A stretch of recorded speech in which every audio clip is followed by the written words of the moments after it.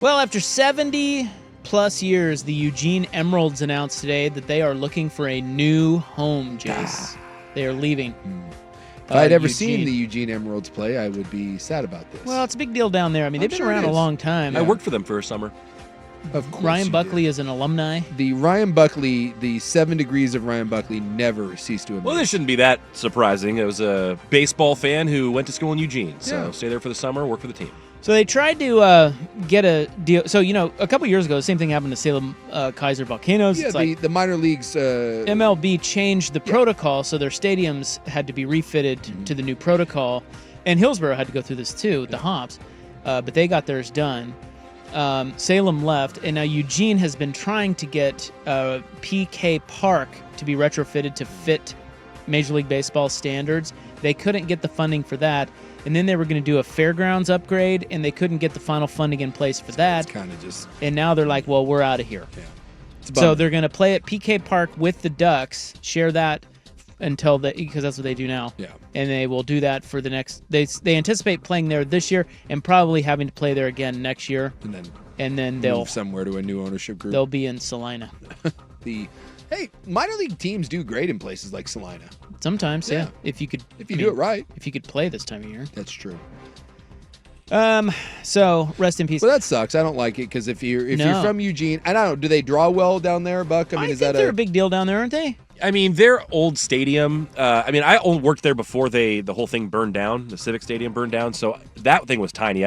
They probably averaged 3,000 people a night, something like that. Would you like to guess the 2 Hall of Fame alumni from the Emeralds? 2 baseball Hall of Famers that played in Eugene, and they were both back in the day, back in the olden days. I don't know. In the 70s. No idea. What teams?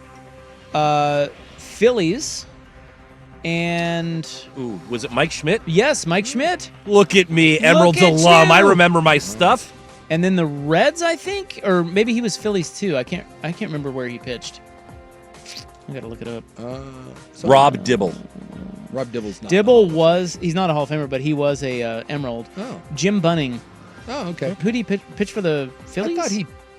I want to say that was the Reds, but I don't know. I don't remember. Ooh, okay. Suke, text line is in. Jerry's has Sloppy Joes on the menu. Well, no, they don't. According to the text line, they do. Oh. I don't think that's accurate. You said that it has a meatloaf sandwich. They do have a meatloaf sandwich. Yeah. I think maybe he's... Yeah, you might be thinking the same. You might be confused. I spend way too much time there. I've never seen a Sloppy Joe. Other Eugene Emeralds alum include John Rocker,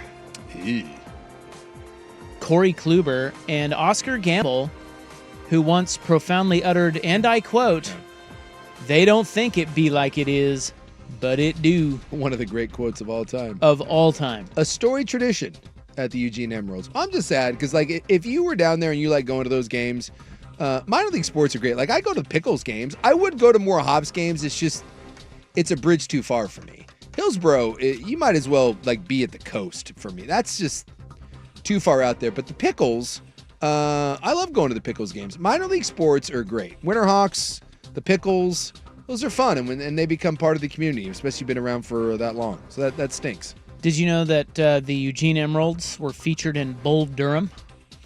Really? For their throwback uniforms were in that movie. So, wait. What were their throwback uniforms? It says here that the Eugene Emeralds featured in the movie Bull Durham are known for their green and white throwback uniforms. The movie features a Bull Durham-inspired twist on the jacket worn by Emeralds pitchers, and the team has offered game-worn throwback green jerseys for auction. Huh.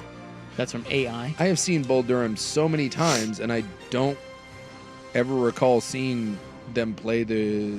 Maybe AI is wrong. AI can be finicky. Huh.